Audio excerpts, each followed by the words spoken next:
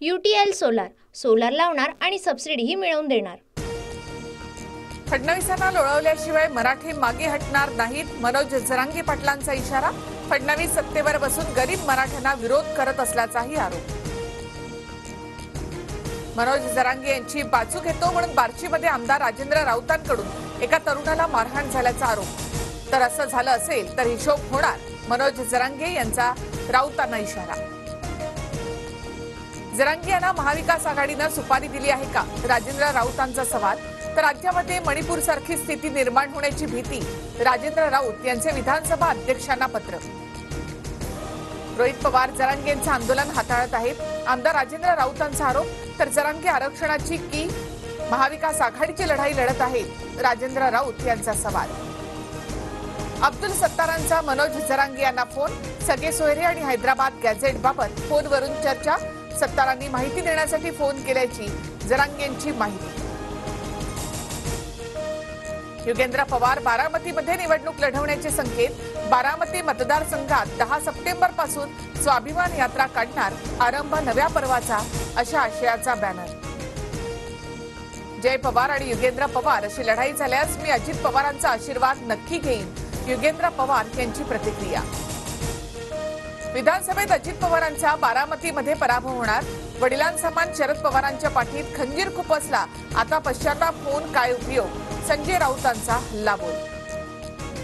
अजित पवार आमचे कॅप्टन, दादा निवडणूक लढणार, विरोधकांच्या टीकेनंतर छगन भुजबळ यांची प्रतिक्रिया। शरद पवारांपुढे निभाव लागणार नाही असं दादांना वाटतं, अजित पवारांच्या बारामती संदर्भातील वक्तव्यावर विजय वडेट्टीवार यांची टीका।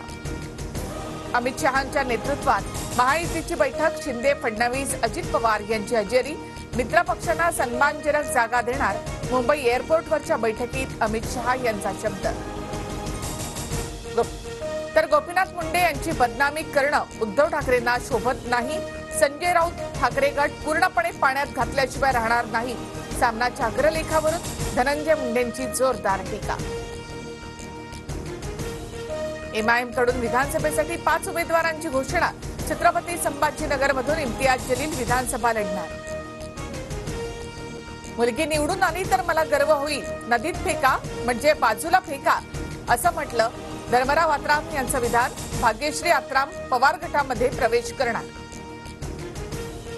यवतमाळमध्ये अजितदादा आणि शरद पवार गटाचे कार्यकर्ते आमने सामने, अमोल मिटकरींच्या पत्रकार परिषदेच्या ठिकाणी पवार गटाच्या कार्यकर्त्यांची घोषणाबाजी, मिटकरींचा गद्दार असा उल्लेख। नागपुरात ऑडी कारची 2 कार आणि एका दुचाकीला धडक, रविवारी रात्री झालेल्या अपघातात सीसीटीव्हीमध्ये हा अपघात कैद, कार चालक बावनकुळेंचा मुलगा असल्याचा सुषमा अंधारे यांचा आरोप। समृद्धी महामार्ग पुण्याला जोडला जाणार, सार्वजनिक बांधकाम विभागाचा मोठा निर्णय, पुण्याजवळील केसनंद गावाजवळ उड्डाणपूल समृद्धी महामार्गाला जोडला जाणार। कंत्राटी वीज कामगारांच्या वेतनामध्ये 19% वाढ, देवेंद्र फडणवीसांचा मोठा निर्णय, इतर राज्यांच्या तुलनेत वीज कंपनीतील कंत्राटी कामगारांना सर्वाधिक वेतन मिळणार।